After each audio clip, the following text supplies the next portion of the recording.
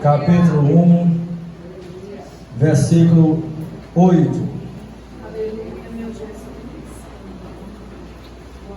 Faz mais de 8 dias que essa palavra eu li aqui. Eu acho que teve um domingo que eu li essa palavra aqui, esse versículo, mas ficou no meu coração. Eu disse: Senhor, se eu tiver outra oportunidade, eu vou ler novamente este versículo.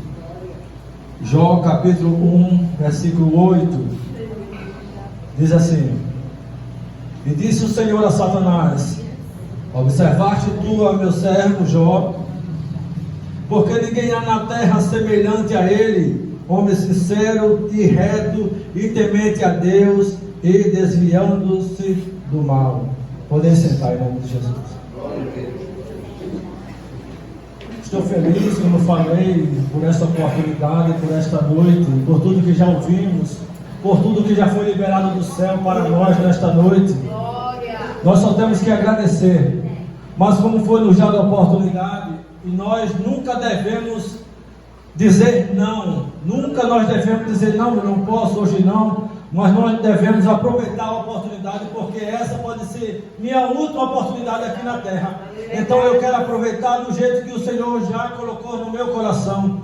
Como foi falado na oração, eu não vou falar o que a igreja quer ouvir, mas eu vou falar o que a igreja está precisando ouvir. Então fique atento, não a minha voz, mas a voz do Espírito Santo. Aleluia. A Bíblia Sagrada fala aqui do nosso irmão Jó. E a Bíblia relata que Jó era um senhor riquíssimo, dono de muitas fazendas, muitas vacas, muitas ovelhas. Mas interessante aqui que não foi isso que chamou a atenção de Deus. Não foi os bens materiais que chamaram a atenção de Deus. Preste atenção, o que foi que chamou a atenção de Deus? A sinceridade. Aleluia. A retidão. Aleluia. Ele ser temente a Deus e desviava-se do mal. Então não importa o que você tem materialmente, você pode ser muito bem materialmente, porque isso também é bênção do Senhor. Mas essas bênçãos do Senhor, ela um dia vai passar, vai ficar na terra. O que interessa para Deus é o que está dentro do seu coração. Então nesta noite iremos falar dessas 3 qualidades que chamaram a atenção de Deus em Jó. E eu coloquei sinceridade. Foi a primeira das qualidades, das virtudes que chamou a atenção de Jó, de Deus em Jó. E a pessoa que é sincera é um ser, é uma pessoa franca, que fala com sinceridade, que diz a verdade sem ofender, e que não fala pelas costas. É o que eu e você, nós devemos ser sinceros. E nós vamos ver o exemplo de Zaqueu, como está escrito em Lucas, capítulo 19, versículo do 1 ao 10, que diz a Bíblia que ele também era um homem riquíssimo, era um publicano, mas dentro do seu coração tinha aquele desejo de conhecer a Jesus Cristo. E ele ficou sabendo que Jesus Cristo iria passar naquela cidade, iria passar por aquele caminho. Então o que ele fez no seu coração? Ele assentou no seu coração e pensou: essa é a oportunidade que eu tenho, eu não vou deixar essa oportunidade. E diz a Bíblia que ele correu e subiu numa árvore e ficou aguardando Jesus Cristo passar. Mas a Bíblia diz que quando Jesus Cristo passou debaixo da árvore, ele teve até uma surpresa, porque foi Jesus Cristo que olhou para ele e disse: Zaqueu, desce depressa, porque hoje me convém pousar na tua casa. E diz a Bíblia que ele desceu e recebeu Jesus gostoso e fez um banquete. E diz a Bíblia que em determinado tempo, em conversa com o Senhor, com Jesus Cristo ali, ele olhou para o Senhor e disse: Mestre, Jesus, eu vou dividir metade dos meus bens. A Bíblia diz que ele era um homem riquíssimo, porque ele era coletor de impostos. E o coletor de impostos naquela época, se Roma mandasse ele coletar 50, eles coletavam mais ou menos 70. 50 era para Roma e 20 para o bolso dele. Então, quase todos agiam desse jeito. E por isso que diante dos judeus ele não era uma pessoa bem vista, porque para os judeus ele era um judeu, mas cobrava dos judeus para os romanos. Mas Jesus não olhou para isso, Jesus olhou para a sinceridade do coração dele. E quando ele estava sentado na mesa, ele olhou para Jesus e disse: Senhor, eu vou repartir metade dos meus bens com os pobres. E se eu tenho defraudado ou roubado alguém, eu vou restituir 4 vezes. Imagine que Jesus não mandou ele fazer nada. Foi de livre e espontânea vontade. Isso quer dizer a sinceridade que Zaqueu usou naquele momento para Jesus. Porque o Evangelho, quando ele entra no nosso coração, ele tem que fazer uma diferença. Ele tem que fazer uma mudança. Se você mentia, você não mente mais. Se você roubava, você não rouba mais. E quando o Evangelho entrou no coração de Zaqueu, Jesus olhou para ele e disse: verdadeiramente, esse é o realista, verdadeiramente a salvação entrou no coração dele, porque Zaqueu foi sincero.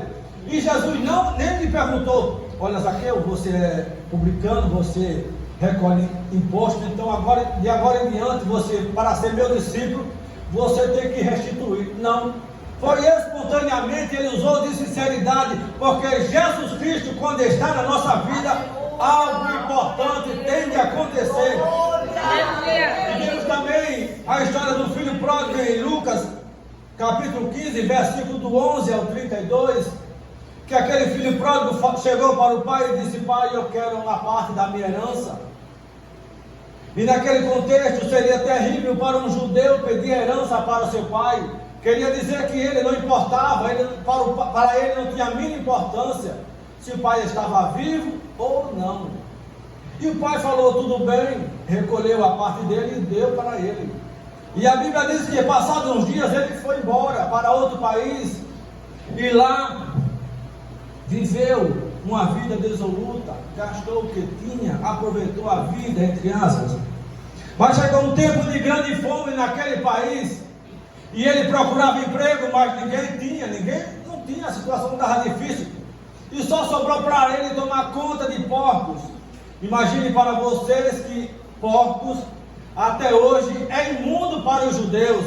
Imagine um judeu legítimo agora ter que cuidar daquela uma maior abominação perante Deus. Mas foi o único trabalho que restou para ele.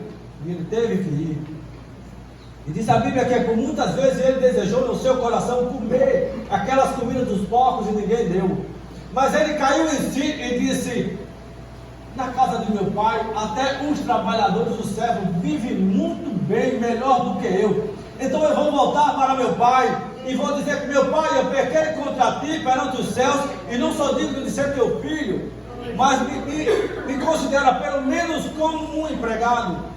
E ele usou de sinceridade, e quando chegou na presença do pai, ele rasgou o seu coração e disse: pai, a situação é essa. Mas o pai não deu importância. O pai disse: meu filho, eu te amo, porque ele usou de sinceridade. Então eu quero falar para você nesta noite: você está sendo sincero para a sua esposa? Você está sendo sincera para o seu esposo? Você está sendo sincero para os seus pais? Você está sendo sincero para o chefe, para seu professor? Você está sendo sincero? Não responda para mim, responda para Deus, porque é Ele que sonda o coração. Não adianta eu perguntar e dizer aqui: quantos aqui são sinceros? Porque automaticamente é do ser humano, todos iriam levantar a mão. Mas aqui você não tem que responder para mim. Você tem que responder para o Espírito Santo que sonda o seu coração. Ele conhece o seu coração. Então responda para Ele nessa noite se você está sendo sincero no seu dia a dia. E essa é uma das primeiras qualidades que Jó tinha e chamou a atenção de Deus. E a outra qualidade era retidão. Ele vivia, andava em retidão. E retidão é aquele que segue sem se desviar na direção do caminho. É aquele que tem um alvo. ele traçou um alvo e disse: o meu alvo é esse. Não importa quem está na direita ou na esquerda, não interessa, o interessa é que você fixou um alvo. E vamos ver a história também do rei Ezequias, que o pai dele era também rei Acaz. E diz a palavra do Senhor que quando o rei Ezequias assumiu o trono, veja bem, os senhores e senhoras, que ele não tinha bons exemplos dentro de casa, porque o pai dele, quando foi rei, diz a Bíblia que ele fez coisas que não eram retas aos olhos de Deus. Então ele tinha um mau exemplo dentro de casa. Mas diz a Bíblia, quando ele se apossou como rei, ele primeiramente ele poderia chamar os ministros e dizer: o que é que está faltando? Onde Israel está sendo mais bombardeado? Onde é que estão os pontos fracos de Israel? Mas a Bíblia não diz isso. A Bíblia diz que ele chamou os sacerdotes e ele disse: vamos restaurar primeiro o altar. Vamos restaurar primeiro a adoração a Deus. Então o pai dele foi um rei terrível, que fez coisas abomináveis aos olhos do Senhor. Mas ele já começou a agir diferente. Então você pode dizer: mas meu Deus, lá em casa só sou eu de crente. Não tem problema, Deus conta unicamente com você. Você é necessário, não basta mais ninguém. Você com Deus é maioria. E a bênção começa com você. Como nós temos aqui vários exemplos aqui de um cidadão, de um irmão que ele começou a vir para a igreja sozinho. E nós sempre dizendo para ele: persevere, persevere, tenha calma, não desista, estamos juntos, vamos orar por você, você ora de cá, você ora de lá, a gente ora de cá. E hoje, pela misericórdia do Senhor, ele já está vendo os milagres de Deus na sua família, porque Deus é fiel e a sua misericórdia dura para sempre, porque era só Ele. Não tem problema. Então, se você é só você, levante as mãos para o céu e diga: Senhor, eu aparentemente estou só na multidão, mas eu com o Senhor, eu sou maioria. E Ezequias fez isso. Ele restaurou o altar, a adoração a Deus, porque antes não tinha mais altar. O pai dele destruiu o altar do Senhor, trouxe imagem de escultura para dentro do templo, e eles adoravam a outros deuses. Mas Ezequias, quando assumiu o reinado, a primeira coisa que ele fez foi limpar, fazer uma limpeza na casa do Senhor, e disse: não, vamos restaurar primeiro o Senhor, vamos primeiro restaurar a nossa intimidade com o Senhor. Então, primeiramente na sua vida, nós temos que ter intimidade com o Senhor. Veja bem, esse rei, e diz a Bíblia que ele fez tudo o que era reto aos olhos do Senhor. Mas aí no capítulo 20 houve uma situação. Esse rei adoeceu de doença mortal. Imagine você, uma pessoa reta e fiel ao Senhor, sofrendo. E você pode dizer: Senhor, eu sou fiel ao Senhor, eu sou obediente ao Senhor, mas por que essa situação está acontecendo comigo? Por que eu estou passando por essa situação, por esse problema? Saiba que tudo que acontece na sua vida tem um objetivo. Deus quer lhe ensinar, Deus quer lhe moldar, porque às vezes você pode não estar pronto, preparado para a bênção que você tanto pede. Aí você pensa: não, Deus se esqueceu de mim. Não, não foi Deus que esqueceu de você, porque Deus jamais se esquece do seu filho. Porque do jeito que eu, que você, que as mães jamais se esquecem do filho, imagine Deus, o Todo-Poderoso, como é que ele iria esquecer de você? Que ele tem você na palma da mão, como é que ele vai esquecer de você? Então persevere. Então Ezequias ficou doente. E Deus usou o profeta Isaías para ir até ele e dizer: põe a tua casa em ordem, porque morrerás e não viverás. Mas essa ordenança que ele mandou colocar a casa em ordem do rei Ezequias não era porque ele estava em desobediência, não. Foi para ele ordenar, por exemplo, as heranças dos filhos, como que organizar antes de morrer, para não deixar ninguém na mão. Não era porque ele era desobediente, não. Aí o profeta chegou para ele e disse: organiza a tua casa, porque certamente morrerás e não viverás. Diz a Bíblia que ele recostou o rosto para a parede e conversou com o Senhor e mostrou a situação do Senhor. Hora nenhuma, veja bem, ele era homem fiel e temente a Deus. Ele poderia argumentar isso, mas Senhor, eu sou fiel, por que eu estou passando por isso?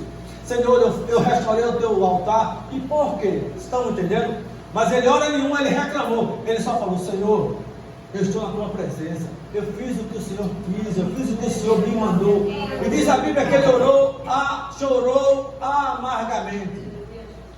E o profeta mal tinha saído do palácio, o Senhor Deus ordenou que ele voltasse. E ele voltou e entrou novamente na presença do rei. Aleluia. Agora com uma notícia boa, dizia: o Senhor ouviu o teu clamor. Está vendo que vale a pena você andar em retidão? Não olhe nem para a direita nem para a esquerda, porque se você titubear, o diabo está só ao derredor nosso, bramando como um leão, procurando a quem tragar. E ele disse: o Senhor ouviu a tua oração. E você queria morrer, não vai mais morrer. Ele vai lhe dar mais 15 anos.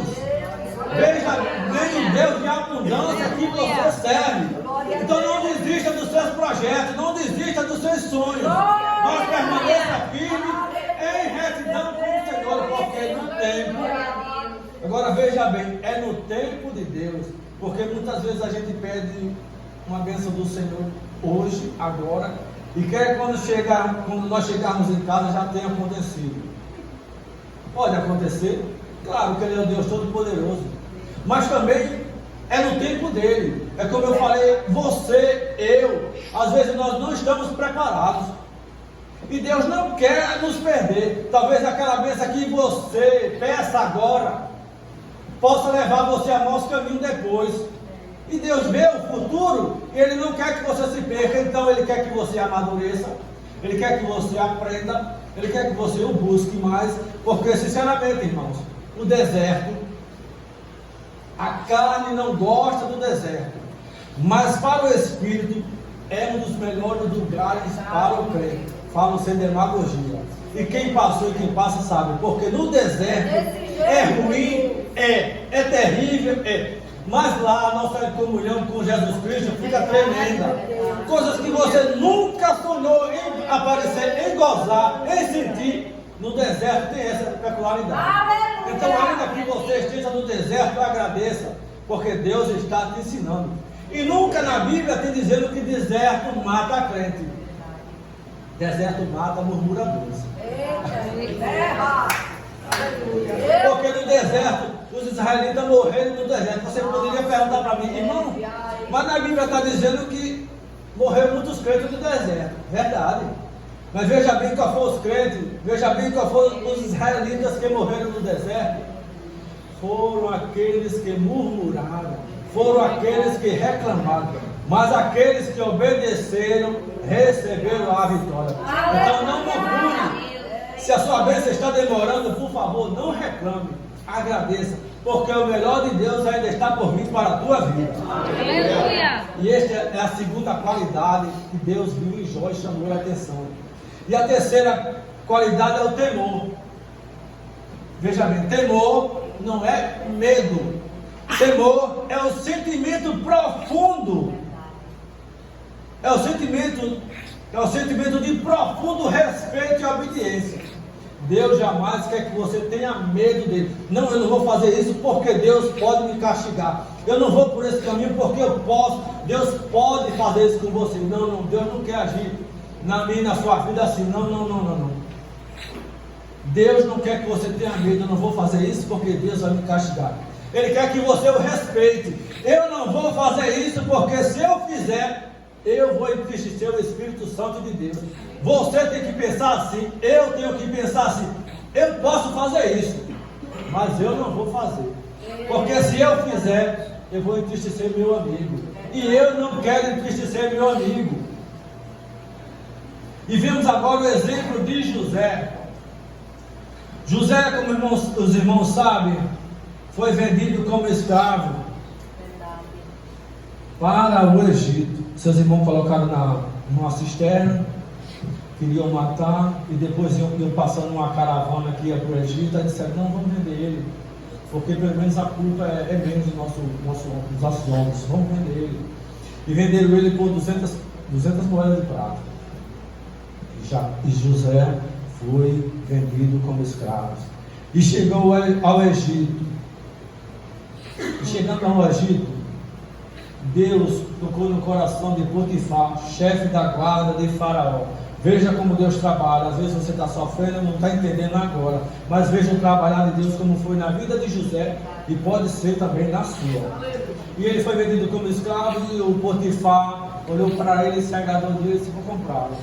E comprou. E levou para casa e começou com um jardim. E ele percebeu, Potifar percebeu, que onde José colocava a mão, as coisas prosperavam. Ele não era bobo nem nada, ele começou a observar, colocou ele no jardim. O jardim que antes eram as ervas e as plantas, tudo murcha e seca, agora começaram a prosperar. E o Espírito Santo de Deus trabalhando na vida do Potifar. Ele achou pouco e disse, não, vou tirar ele do jardim, vou colocar ele dentro de casa para comandar a minha casa. A minha casa, que eu digo, ele colocou todos os bens na mão de José. Diz a Bíblia que ele não sabia de nada, ele só sabia do pão que ele comia. De tanta confiança que ele tinha em José. E tudo que José fazia prosperava, os bens dele multiplicaram, as fazendas. E um dia após dia. Mas como nada é fácil na minha vida, nem na tua, o diabo, quando vê que você está indo bem, caminhando bem, ele sempre vai jogar laço.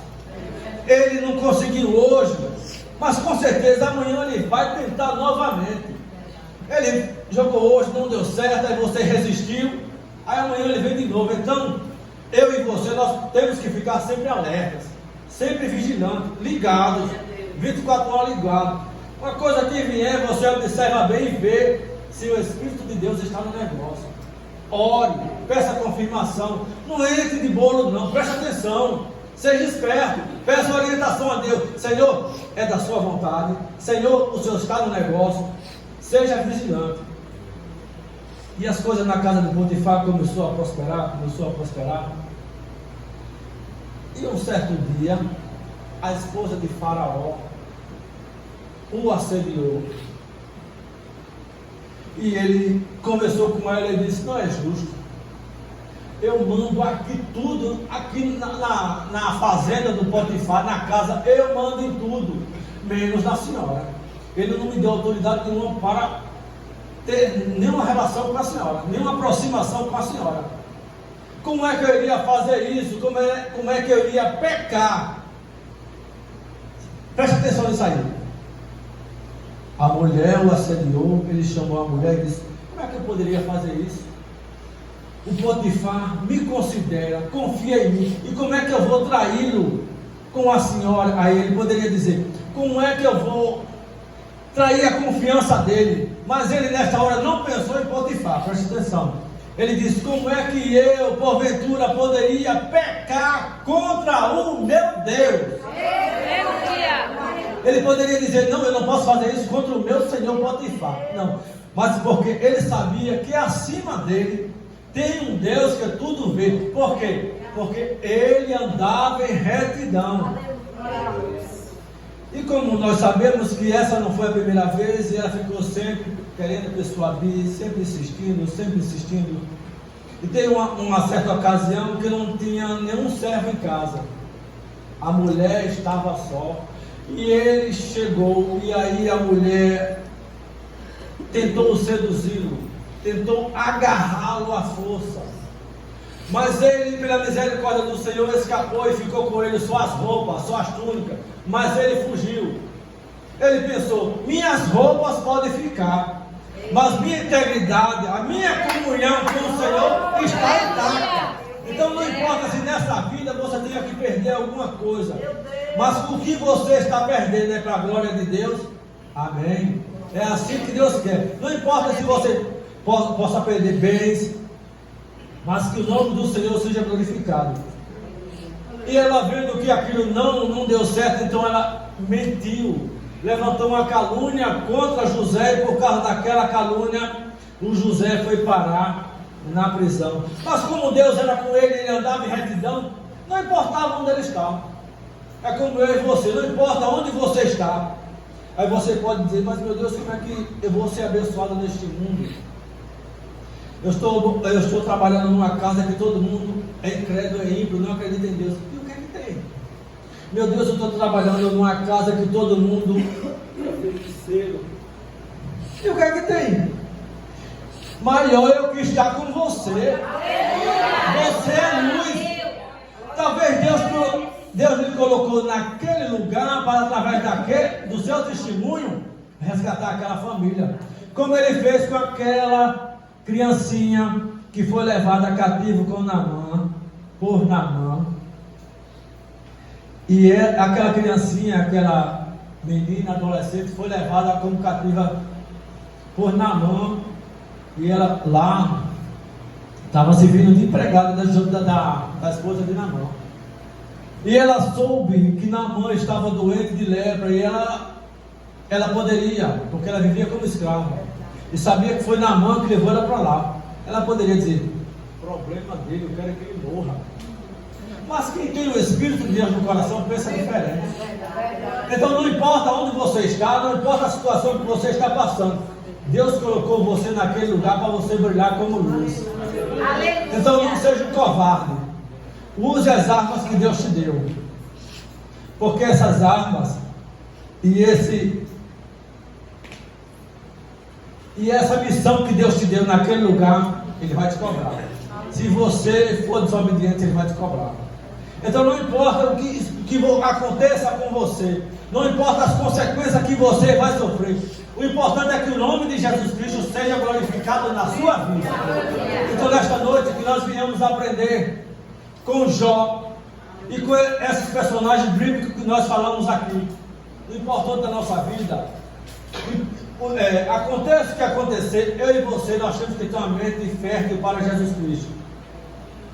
Você tem que pensar, eu tenho que ser sincero, fale a verdade sem ofender. Porque se você tem um amigo e aquele amigo vê você no caminho mau e aquele caminho diz, não está beleza, aquele amigo não é amigo. Aquele amigo ele quer te ver pelas costas. Mas aquele amigo que vê você no mal e chega junto de você e dá um toque e diz assim, parceiro, como diz, parceiro, meu irmão do mal falou a você, mas isso que você está fazendo não está certo. No momento aquilo vai doer, porque se alguém chegar, porque a Bíblia diz que a verdade dói. Se alguém chegar para você e disser, você vai dizer, que nada, mesmo, esse cara está com onda. Porque a verdade dói, a gente não gosta de ser, não é, confrontado. Mas aquele, você depois, no momento, você vai, aquilo vai doer, mas depois você vai dizer, rapaz, aquele irmão estava certo. Graças a Deus pela vida daquele irmão. Então seja sincero. Onde você estiver, seja sincero. Se alguém não gostar, problema do alguém. Você continue onde você foi chamado. Seja sincero. Ande em retidão. Ande em retidão. Não se conforme com os desejos do mundo. Não se conforme com a mentira, com a falsidade. Você ande em retidão. Porque a vitória vem para mim e para você. Mas só se eu e você nós formos sinceros, nós andarmos em retidão e nós tivermos temor a Deus. Porque quem tem temor desvia-se do mal. Então que o Espírito Santo, como Ele colocou esta palavra no meu coração, coloque no coração da igreja. Que a gente venha meditar, pensar, que a gente venha gastar tempo, mas não é gastar tempo por gastar, que a gente venha ter o hábito de ler a Bíblia e meditar, porque a Bíblia é o nosso manual. A Bíblia tem todas as diretrizes do país que nós queremos morar. Porque se você quer morar no Japão, antes você tem que saber de tudo que acontece no Japão, as leis, os costumes e tudo. Então se você quer morar no céu, o manual está aqui, você tem que olhar. Então seja sincero, ande em retidão e ande em temor e desvie-se do mal, e que o Espírito Santo de Deus nos ajude. Amém.